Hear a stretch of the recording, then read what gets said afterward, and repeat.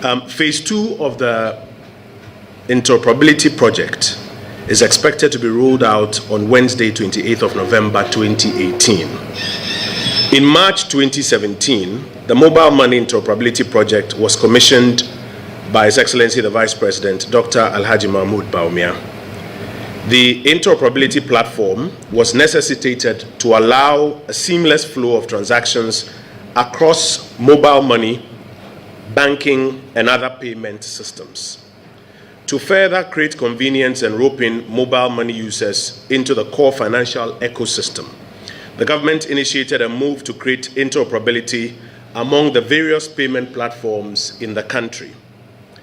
GIPS, that's the Ghana Interbank Payment System, was tasked to lead the project.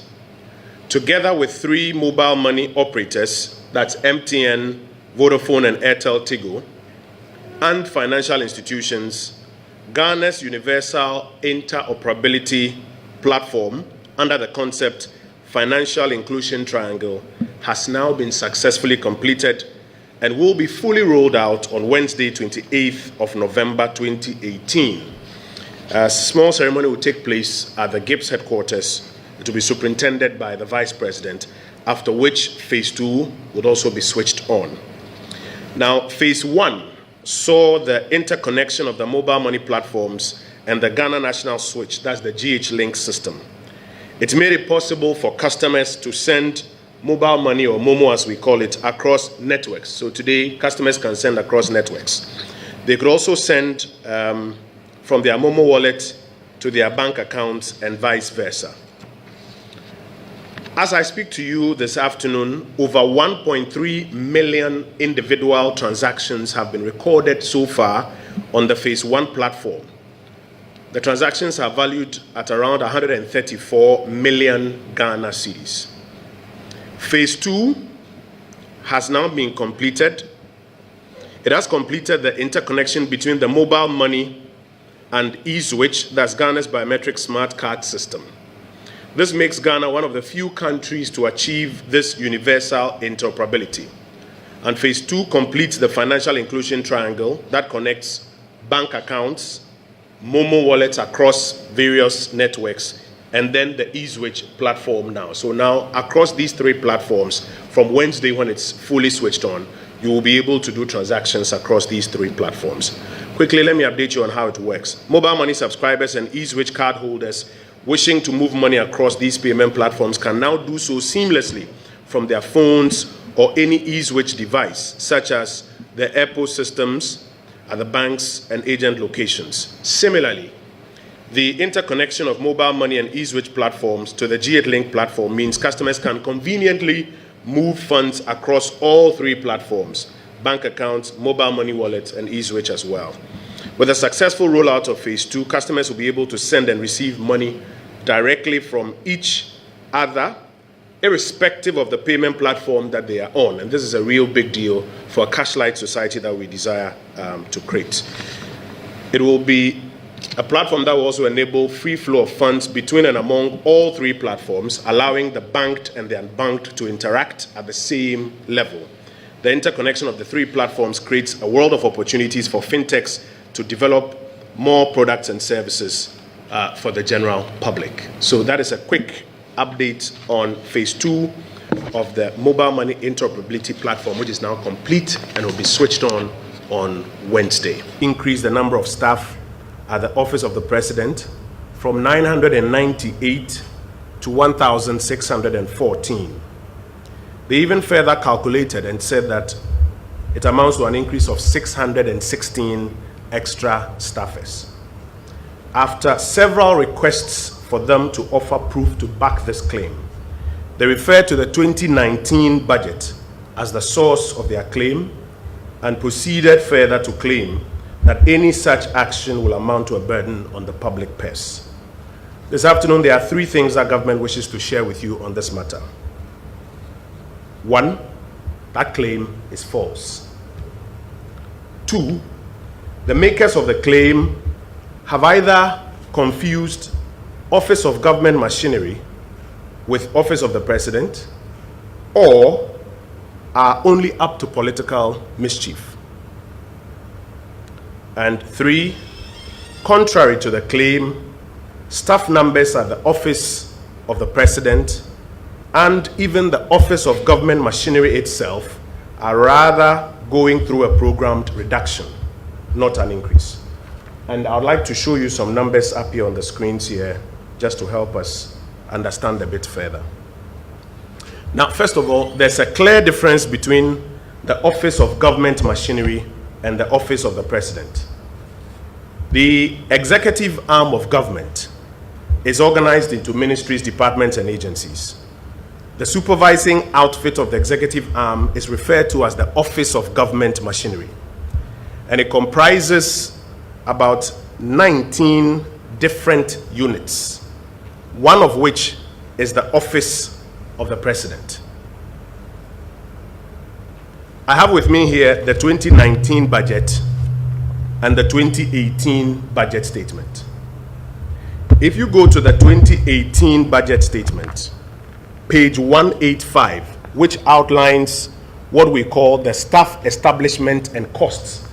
Essentially what it does is that it outlines the maximum number of people you can have in any unit and the maximum amount of money that can be spent on them.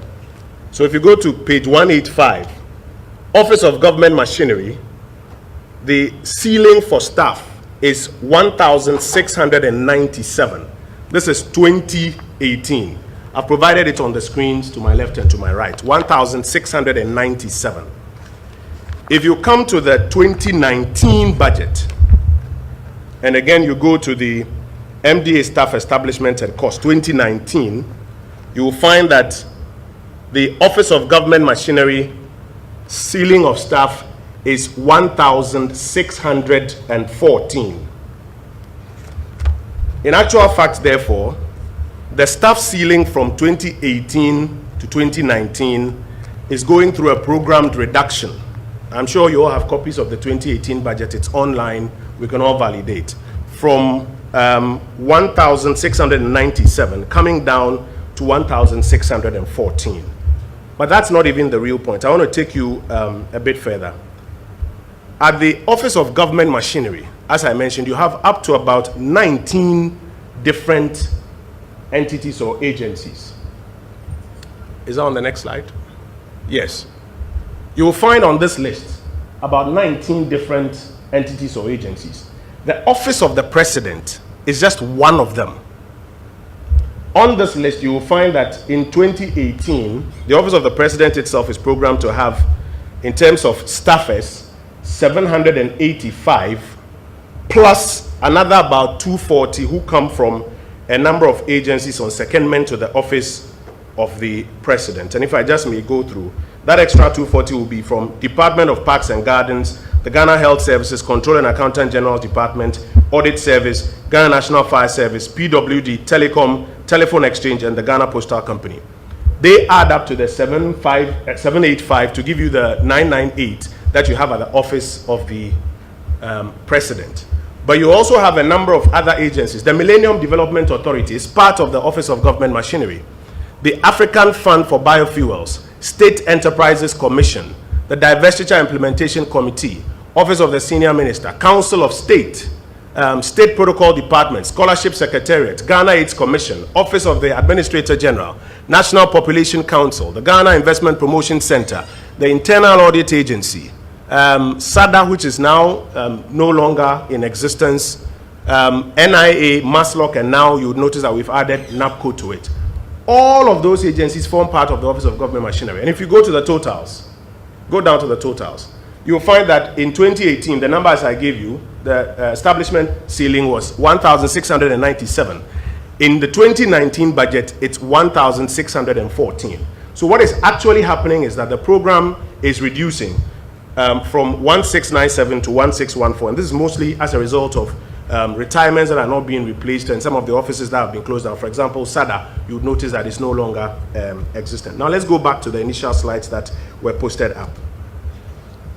The reason for which we argue that those who make this claim are either confusing Office of the President with Office of Government Machinery or are up to political mischief is that it is only when you compare the 998 from the Office of the President only to the bigger Office of Government Machinery, 1614, that you can arrive at that claim that there is going to be an increase in numbers, and that increase in numbers is even about 616. But that is totally false. That's totally untrue.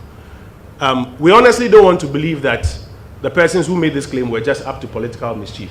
We don't believe that they deliberately set out there to misinform the Ghanaian public.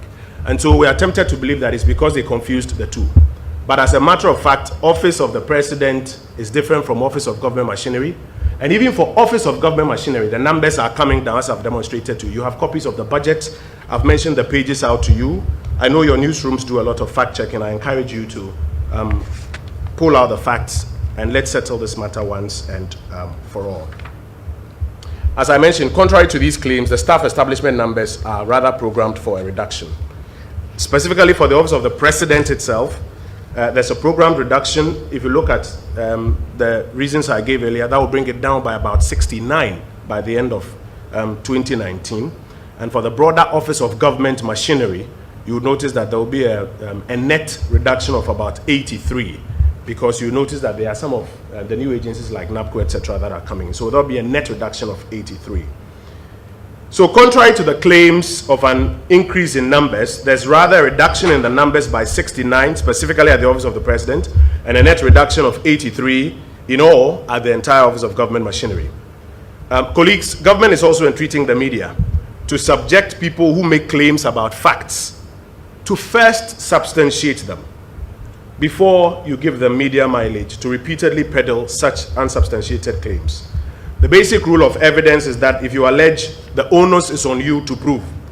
If we do not push people who first make these sort of allegations to prove their claims, and instead we give them mileage to keep repeating these false claims, only to turn around and ask persons against whose false claims have been made to rather come forward and prove their innocence, the media will soon be taken for a ride by people who feel that they can just make claims and you will publish it and not check it yourself. So we encourage you to check some of these things and help us to educate the Ghanaian public accordingly. These are the two matters that we want to brief you on this afternoon. Let me do a quick translation in Twi, and then I'll take your questions